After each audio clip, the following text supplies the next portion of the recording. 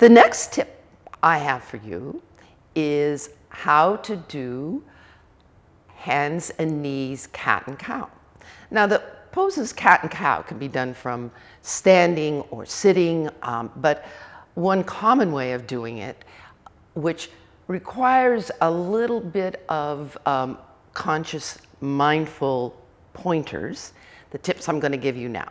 So I'm going to ask Alex to come onto her hands and knees and prepare for doing cat and cow. And you can see how nicely she has placed her shoulders right over her wrists. And she is spreading her fingers, separating them, not too far apart. She's not exaggerating like that. She's just a gentle amount of distance between her fingers. Alex also has a really nice, what we call flat back. So at this point, her position of her spine is neither making a back bend nor a forward bend. And you can see too how her neck is an extension of her flat back of her spine, and her gaze is going straight down to the mat. Another tiny little tip is that her knees should be hip distance apart. So there, she separated them just a little bit more distance between those knees. Now, doing cat and cow from hands and knees requires a little bit of attention to what we do, mostly with our neck. That's where I want you to take lots of care. We're going to start with cow. Even though we always say cat and cow, we're going to start with cow.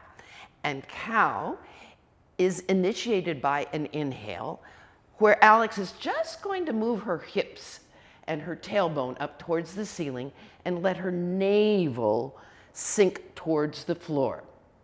And then as she exhales, she's going to come into that cat pose where she arches her spine like a Halloween cat and lets her head dangle off the end of her long spine.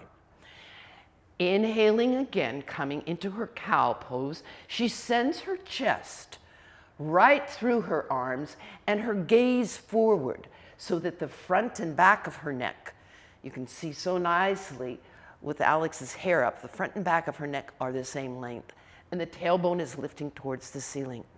Then on her exhale, she arches into that cat and lets the head dangle, giving lots of relief to maybe tension in your neck, to the head on the end of the spine. That's the exhale.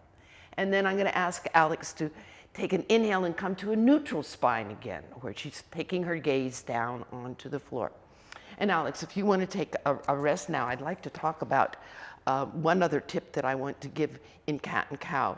There might be some of you who experience discomfort in your wrists or in your elbows in cat and cow, or you may have concern about all of the weight bearing that Alex was doing on your arms, which might cause lymphedema.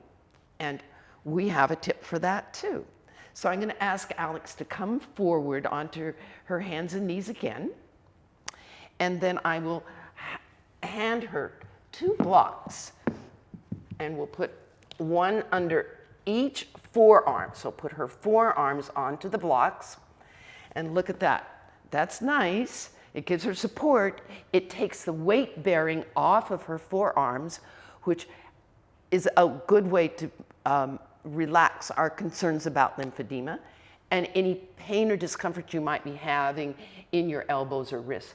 But what I'm not liking about this is that those wrists are hanging off the ends of the block.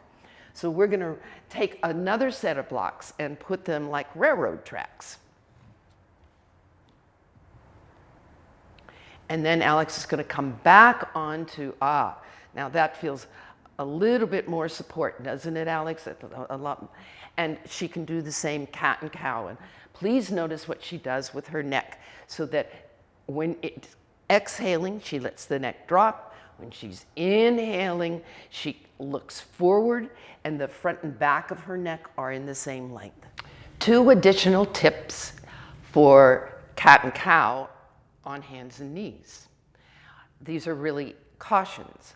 And the first one is if you are someone who has knees that are somewhat compromised, please put a blanket underneath your knees to do cat and cow, but not your hands on the blanket. So here Alex has a nice, not multiply folded, it's just two folds of a blanket underneath her knees.